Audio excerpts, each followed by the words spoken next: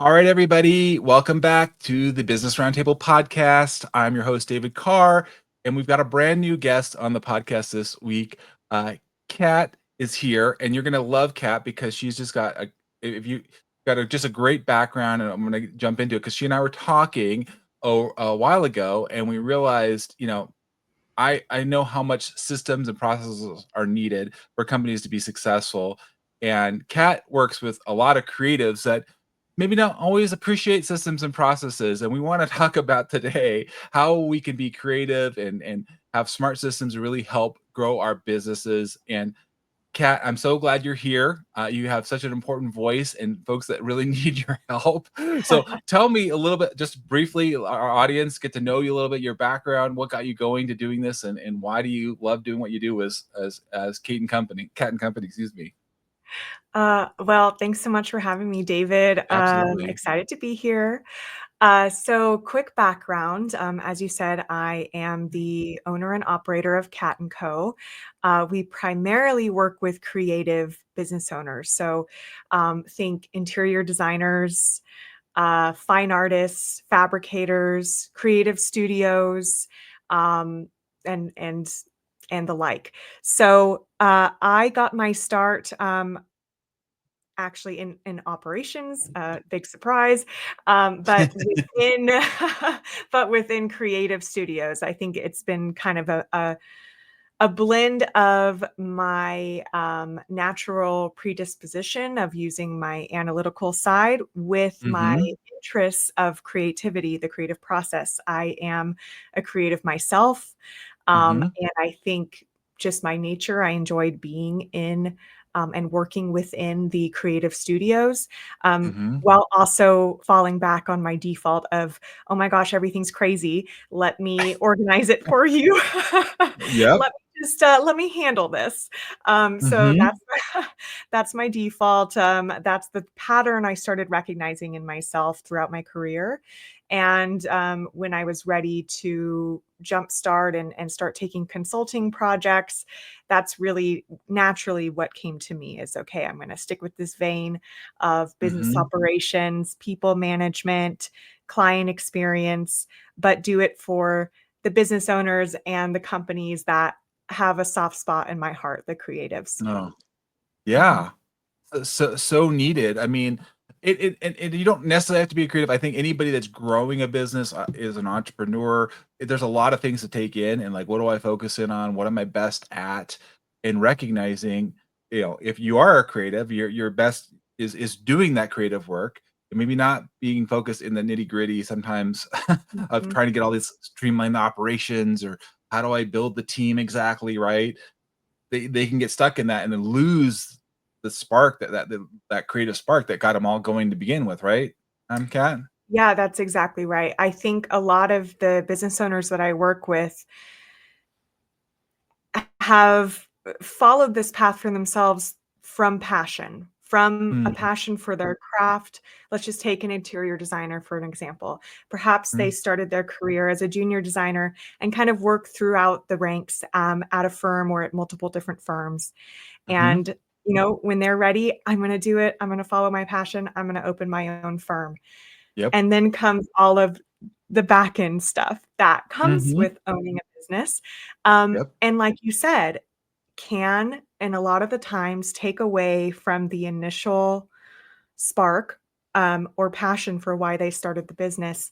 And it kind of almost can create a resentment and sometimes, and that can trickle down to their team. So really it's the in between, the kind of fluid tasks that you might not necessarily think of when you think of a creative company, but they exist in every company. Oh, And yeah. my job is to come in and really act as that support system for them, visionary to integrator, and allow Yes. them and their creative teams to do what they do best and live in their zone of genius, which is remaining creative. Right. So I think if you're listening to this podcast and you're feeling a little stuck, hopefully we're going to get you unstuck today, and you're going to have another resource here in Cat to help you there, because I think, yeah, like there's disorganized maybe workflows. How are we doing this? Unclear client processes, maybe struggling with what do I delegate? How do I delegate? All right. I mean, there's numerous things that they're facing. Right, and it Sometimes. can oh, go ahead. Go ahead. I'm just, I guess echoing that. It can be, Yeah. stressful, especially I mean, I've worked in, uh, interior design, for a long time, and it is not as easy as it looks like on TV.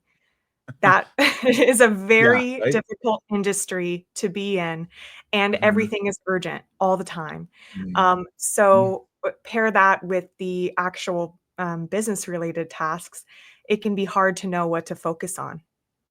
Right. Yeah. You just brought up an idea, Kat. I had a friend and colleague, and she does designs and for yachts and some other stuff, kind of Mhm. amazing, kind of unusual things I would never think of. But then you're talking about like, I gotta source this material and it's a special wood and all this other things. And I'm like, that it's a big project, right? And it's like all this minutia of things you've got to think about. And if you don't get all that stuff right, you're not going to be able to complete the project, right? Because you're like, why didn't I even think about that? I just had this vision of what this could be. And you're like, well, did you figure out all these things you need to have in place to make it work? Mhm. Yeah, I mean, just think of a custom sofa for a second. If you're building a custom sofa for a client, you need to, 1, design it, work with a Mhm. workroom to design it. There are sit tests involved, there's foam density, there's spring levels, there's different, backings that are involved. Then you have the fabric, and then you're dealing with fabric vendors. You might have pillows that are being custom made. You might need to specify trim and cording and all of these things that are just one item has 100 back end things to it that have their own lead times and deliverables and people to Mhm. deal with. So it Right. is very complicated and it can get very messy very quickly if it's not organized. I was trying to Right. find a different word for Ye organized, but Well, organized, I mean, like, I mean, so the yeah, because I think some people don't and this is probably, maybe you've seen this too, when you're small and you're just getting set up, it's great, there isn't too bad, but you start to get some level of success, which that's great. However, it also has consequences, right? Because now you're infusing more people, more variables, and so like we want, like you said, now we want more of this, and you're like, I could build this at this scale, but now you're asking me, not just one sofa or one you're asking me multiple projects, and I've got to Mhm, align all these at the same time and have different vendors or people coming in. So there's probably naturally there's bottlenecks that are popping up, right? Left or mhm. right. And probably you're helping identify, I'm assuming, Kat, like where are those, so that we can, you know, loosen that up so we're not, you know, uh, causing a lot of stress. Um, Mhm. so now they're just stuck in the minutia of it, right? Yeah, that's bringing me to a separate point or a larger point there, which is, Mhm. w technical things aside, technical Yep. things specific to the trade, when I notice, a lot of my business owners might struggle with, having a small team and everyone kind of intuitively knows what to do, when to do it. And Mhm. when they are Mhm. ready to grow and bring on people, it's kind of this moment of, "Oh my gosh, how are we going to explain this to someone new? How are we" Yes. a lot of the processes and the order of operations, the Mhm. owners know it. They know it. Creatives know their processes. They know intuitively when to do something, when to Mhm. respond to this person, when to follow up, but it can be difficult to itemize that and define it and put it to paper so that someone else can take that information and run with it too. So that Oh, is a man. major bottleneck that I'm typically coming in and really learning the process with them and through that kind of uh, noticing and hey, that didn't quite work with that well last time. Maybe let's try something different. Right. Well, they could almost, like you said, I mean, I think they know it so well, they're almost trapped by it because like, Mm, I how do I let somebody else into this? And so then it's like this vicious cycle. They always know the mhm, answer. There's nobody else that can get in there, and there's like, oh, it just you're grinding at that point. And again, like I said, we talked at the beginning, your creative spark is just evaporating. You're losing all Mhm. of that because you've now shifted from that being in that creative space. Now you're just sucked into like, I only know the process, or nobody else knows this, like you said. And because it's not their nature probably, and this is where your expertise comes in, right? Like to document all the steps. I don't, that's Mhm. not the way I think, that's not the way I process information. Right. Yeah, that's right, and I think there can also be, a myth of sorts that Mm, because every project is different, or because we do custom furniture, or because our last project was a full home and this is just one room, or vice versa, um, that I can't have a process because mm, every project is different, you know? It doesn't make mhm. sense to write it down or to define it. And I think that that could be further from the truth. Right? Yeah. I mean, there is, yeah, I think like you said, there is a disconnect here because um is we need both great processes and great leaders, people, and we need Mhm, these combined together, mhm, not disconnected. And I think that's what I hear you doing. You're knitting these together and mhm, saying, okay, how do you do that? And then I think as a one of the things I love is helping the people understand this. And sometimes you're going to bring other people that are different, what I call different voices in my framework, but of that are not creatives, but you need like yourself, Kat, or other people. You're probably bringing other people in, like an accountant maybe that looks at the numbers. That like the creatives, like I don't know. What your experience is. My experience of creatives, like I'll look at the number if I have to, but that's kind of like that's not as important to me. I mean, it is important, but you know what I mean? What's driving me is to create this and be in that space. mm, And what do you need an expense process form for, or how to get all this stuff done, all this nitty-gritty stuff, right? mhm. Yeah, what I'm hearing there is the thread of communication, which, um, I'm sorry, not communication, connection is what I meant. Mhm, Connection of the different verticals of, mhm. business operations, people management, client experience, it's all connected. And I think Right. that's something that, um, going back to a topic earlier, can be really difficult to dive in alone, especially when you are very close to your business. I'm guilty of this as Mhm, well with my business. It can be yep. really challenging to pull the veil away and really look at, hey, what's actually happening here, and how Mhm, are these things connected? So, for example, creating um, perhaps processes that in the future, will promote connection with a new mm, employee, yep. processes that will allow them to walk in the door and be like, "Oh, I feel like I am in the right company for me." Processes that enforce their values and enforce, Mm, uh, who they are as a company, and provide that transparency for their team so that everyone can have the autonomy, and confidence that they're doing their job correct. I think mhm. they're all connected, and, strong teams and a strong people management presence, I think can only benefit the outcome of, the logistical things. Yeah, Mhm, yeah. Well, I mean, so I wanna expand a little bit on this because, what is your you can go a little deeper here, Kat, into your kind of your approach for creating systems that fit the creative mindset. Like, how mhm, do you observe or define or refine those things, right? What's your unique approach here? Because you like you said, the vertical and these different people that you've got going on there and that really fit and work with this creative mindset and this business that is very creative in nature. mhm. Well, I guess first off is it's not one size fits all for me. Mm, I'm never mhm, going to come in and say, "This is the one program or the one way that you have to organize things or do things." mhm, Everyone thinks differently, everyone communicates differently, everyone likes to receive information differently. So there's a mhm, wide range of options, um, that can be proposed and implemented for depending on what the business is and who the business mhm. players are. Yep. Um, I think but the base of the process remains the same, which is really getting to the root of walk me through your process from start to finish, Mhm.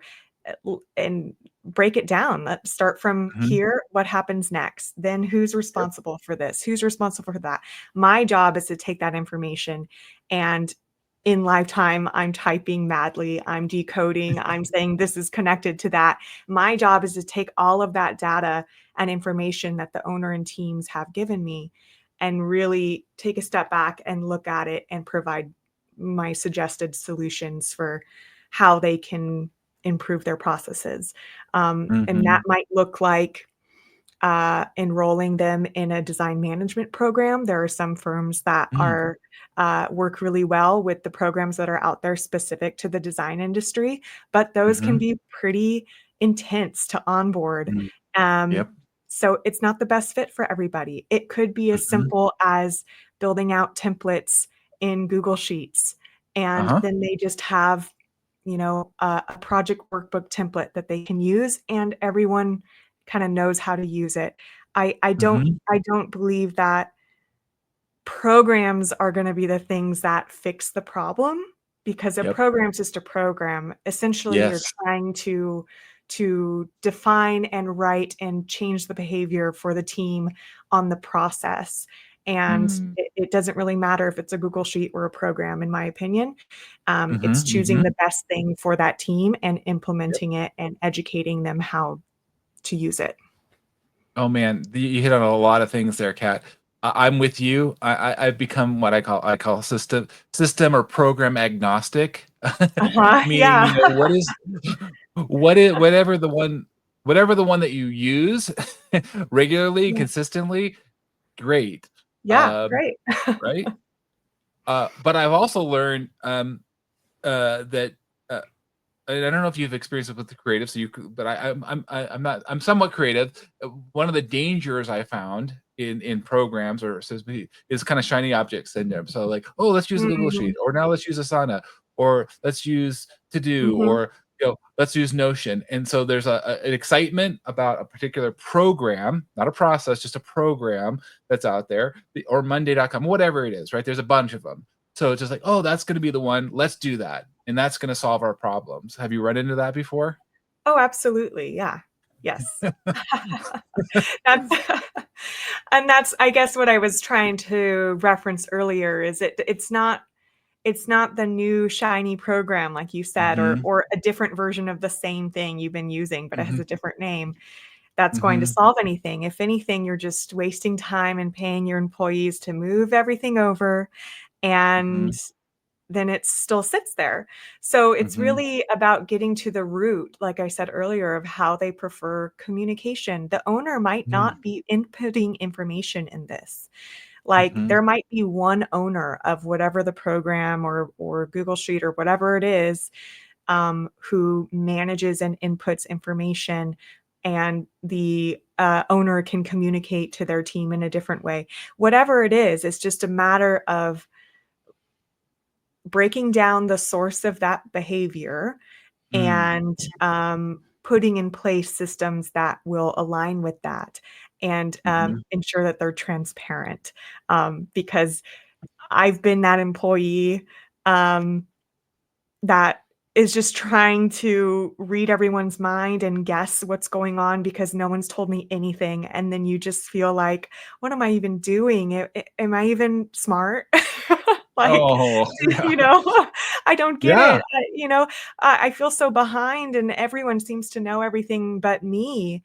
mhm, And I've been there, and I don't want to create systems that make a team feel like that. So, mhm. um, it's really about ensuring that whatever the deciding factor is, everyone is involved and everyone has a clear path of responsibility on what they own. That's Mhm. again, you've hit a lot of good points there, Kat.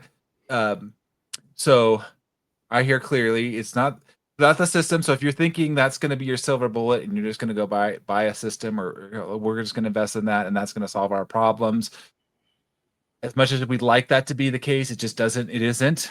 And that's why somebody like yourself, Kat, like having somebody come in to get at the root cause and the investment in something. And that's why we have the Business Roundtable podcast, is like we're helping business owners understand and invest. Why would I invest in hiring somebody like yourself, Kat, or myself as a coach consultant? Because we're going to help speed you along, so you're not spending a lot of time, and time is really your most valuable asset, or time Mhm. and money, of, like you said, trying to do all these things, rearranging, and at the end of the day saying, well, this wasn't any different than we were doing 6 months ago. We just felt like we just moved things on the chessboard and nothing really actually changed, right? Mhm. Yeah. And I think another point there is I'm not self-proclaiming I'm an expert in your business, like Mhm, I'm coming in to learn and mhm, and and really get a feel for how this business runs and how mhm, w- yeah, how the owner really wants their business to run, how it mhm, feels when it's operating in the correct way. What's the golden star there? mhm, And learning from them and taking that information and helping them implement it. Um, mhm, I think it's really a collaborative process, but I want them to feel that, hey, you have support.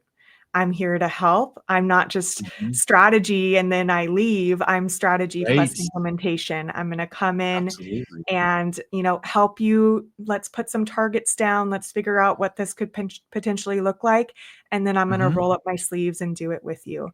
So that's something I feel very passionate about, that um, I want them to feel like they have someone in their corner. mhm. Yeah, you and I share that same value and sense, Kat, because it takes time. Even if when you figure out like the whole system and the process, you're like, okay, we finally defined it. That's one. Just getting there is a huge step, but then you actually have to, like you said, implement. How do we do that? I was just reading an article on project management on LinkedIn this week, and they wrote out why you should say no to certain things, all very good information. And I said, that's great, but then implementing it is a whole nother thing. It's like you can have Mhm. all the things written down, right? But talk a little Mhm. bit about that too. I mean, you've established we've got to get these processes identified, and then there's this point of like actually implementing it. Mhm. Yeah, I think it's a matter of getting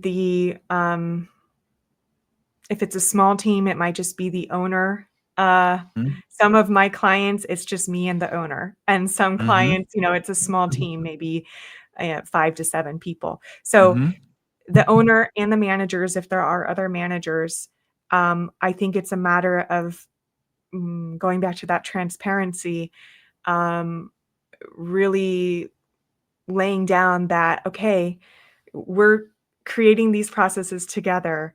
And it's up to them essentially. I'm not in the office with them. So it's up to them mhm, essentially to roll these out. But uh, I think transparency is the main thing there, because you can't expect anyone to take that information and run with it and enforce it if they don't exactly know why mhm, and mhm. how and Yeah, when and all of those main main quantifiers there. absolutely. Mhm. Well, yeah, I mean, one of the things I work on, Kat, in is when we work in organizations, and I'm looking at organizational health, I'm looking at their roles and responsibilities, and where are where are their strengths and where are their weaknesses. Some people are better at certain things than other things, Mhm. and so we recognize trying to position them on the team, being complementary to the work that you're doing. Of like, hey, look, we've got these systems and we've got these processes dialed in. Who shows up better perhaps as a say project manager, because that's something I use in my world, but a project manager, if you will, versus purely maybe a designer or technical person that are doing only certain aspects of the Mhm. project or an element. Because sometimes we ask people to do certain things, it's just really not in their strength. The process or the system has to be completed, it has to be done, but we're forcing something that doesn't work well, like you said, and it's like Mhm. we gotta identify like who's the best people, what like to getting aligned to do this work. Mhm. Yeah, I think that's a common thing that can happen in small teams, a common friction in small teams, Mhm, because there is that moment before the growth happens and before they're ready to mhm. hire someone that's specific for one one Yep. vertical. Um, Mhm, that everyone is responsible for everything. And Mhm. when it comes time to define that, I think it's important to, and owner included on this as well, really take a look at what are the actual tasks for this business. Like, Mhm. list them all out. What is it? There's design, Yep. there's CAD, there's drafting, there's accounting, there's reconciliation, there's vendors, there's Mhm. client, there's biz dev, there, you list them all out. And who's gravitating towards what? Yeah. Almost like a Mhm. visual exercise, like, oh, this Yeah. is the area that I want to be responsible for. This Mhm. is the area I want to be responsible for. And the owner might see all of these things and realize in lifetime, I actually want to be designing. I don't want to be Mhm. doing the CEO stuff. I don't want to be doing the operator stuff, or vice versa. Yep. They might be, Yep. hey, I actually really enjoy doing the COO stuff. Yeah. Awesome. And I think it's important to not enforce, but empower Mhm. those within the company to um, feel okay to focus on their zone of genius and not Yes. just Yes. hold on to tasks because you feel like you need to hold on to them. Yeah, absolutely. Well, I think the work that you're doing is really important, Kat, because it gets muddy, like, especially when you're smaller, everybody's doing everything. Mhm. And that works for a time, but hopefully as you're scaling and growing, it should be clearer, like, this is my I like that word, zone of genius, or where I best fit. And I Mm, I call it kind of your 70/30, like, where you should the majority of your time be spent and then there's other things we all have to do, mhm, uh, but minimizing the things that are out of what kind of de-energize us, if you will.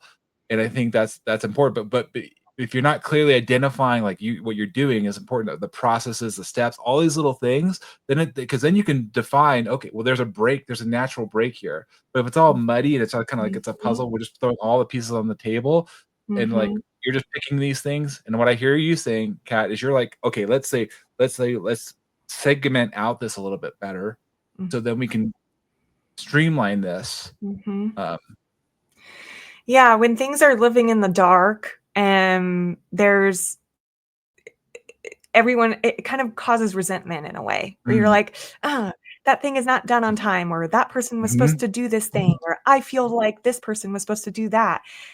right, Who's to say what it really is if you don't mhm, actually have it defined?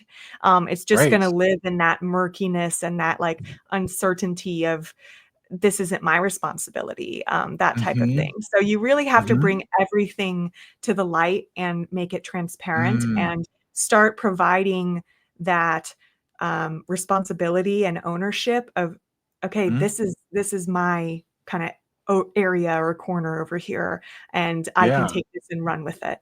Um, yeah, I yeah, think it's a that's important too, because process. have you ever experienced this, Kat? I've seen this in organizations where, yes, like you said, some people, it's not my responsibility, like you just Mhm, said, or it's not my area, or, yeah, people will, pick and choose, or sometimes they're like, "Well, that applies to everybody else, but not for me," kind of a thing. It's like, mhm, okay. And and and and so that, again, that can cause some friction, or I don't know the word toxicity, if you will, but it's like, mhm. okay, what's going on here? Yeah. Mhm. Yeah, I've definitely experienced that, and I think, going back to everything being connected, uh, Mhm, mhm. that people, we're talking about kind of essentially people management, HR stuff, but at the Yep. same time, it's also connected to business ops Mhm, because, um, you know, if and when we have these roles defined, we also need to, uh put them to paper, create the job descriptions, then create the processes for how do they do their job, and, what do you do in this situation? What do you do in this mhm, situation?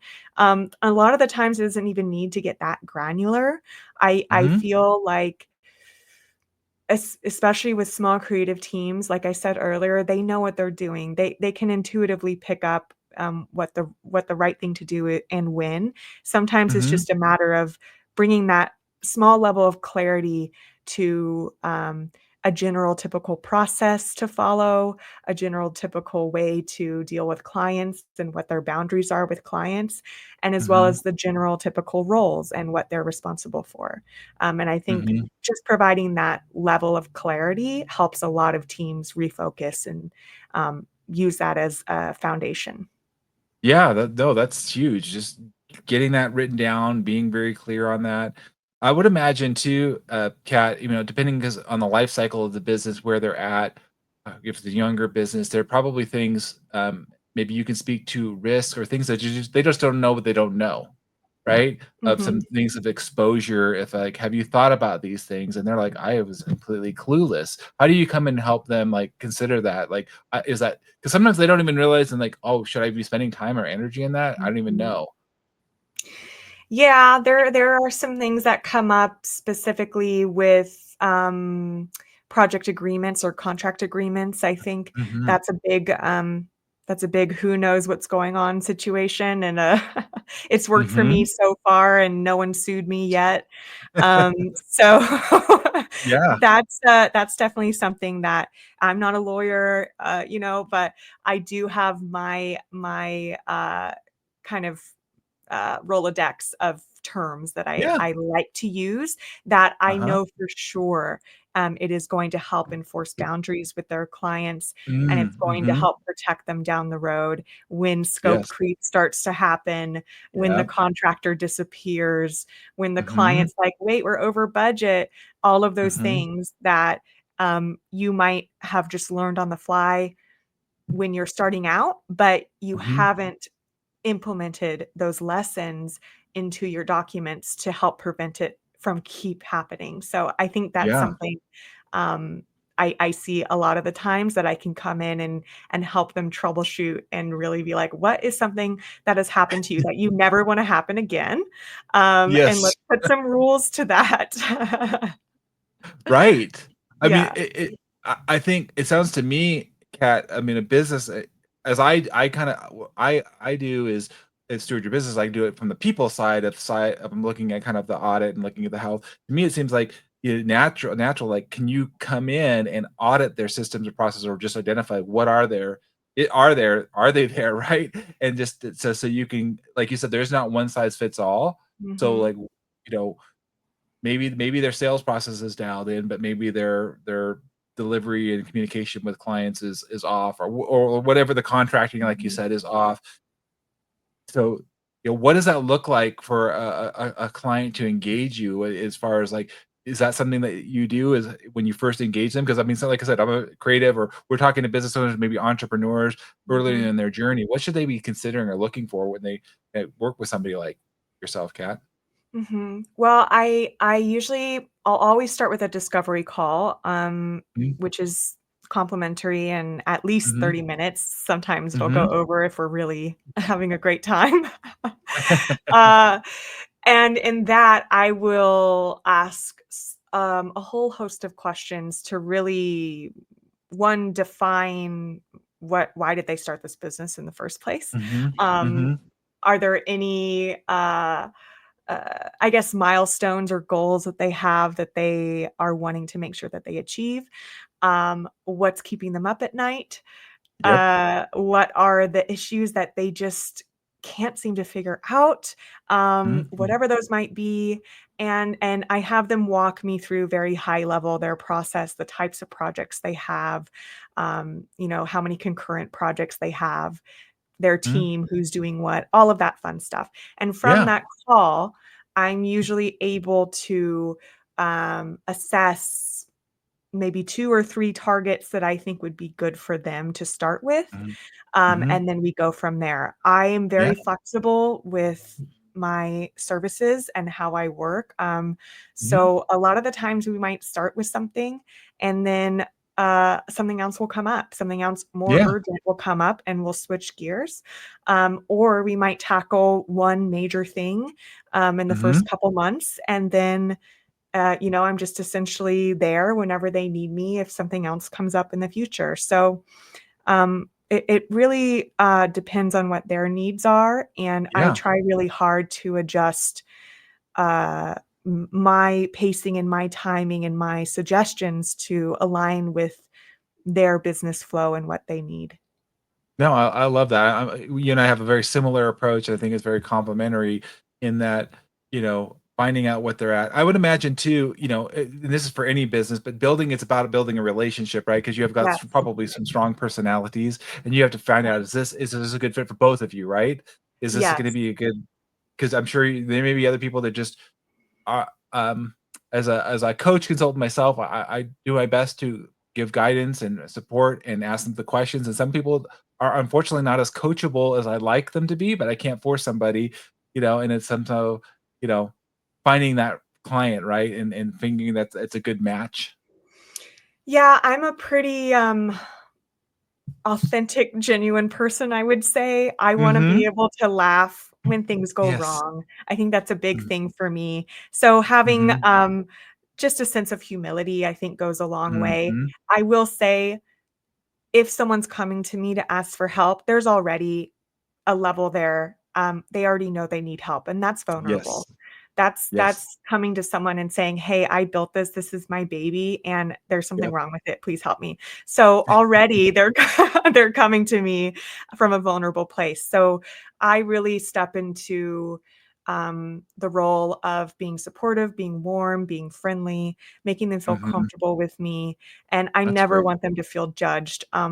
I'm Mhm. never gonna judge them for whatever situation, or stage that they're in. So it's like, "We're in this together. Let's roll up our sleeves. Let's get it done and laugh I about it." love that. No, I mean, again, when we connected and when we were talking about coming on the podcast, because I knew we all have the same values of we're advocating for our clients. We're not there. If you're Mhm. ever working with any kind of business, hopefully anybody that's listening and they're making you feel dumb or making you feel like you're an Yeah. idiot or something, don't be working with those files. There's other people like Kat here or Mhm. myself that would love to come alongside and be rooting for your success, right? Yeah. Um, you know, it's very difficult to run a business in today's age, and we're both here in Southern California, and it's a challenging environment. So we want to go further together, right? I agree. I 100% agree with that. I don't believe in gatekeeping or, Mhm. it there's enough for everyone to go around. And, Yes. the more we share, the more we all grow. So I'm definitely on that boat.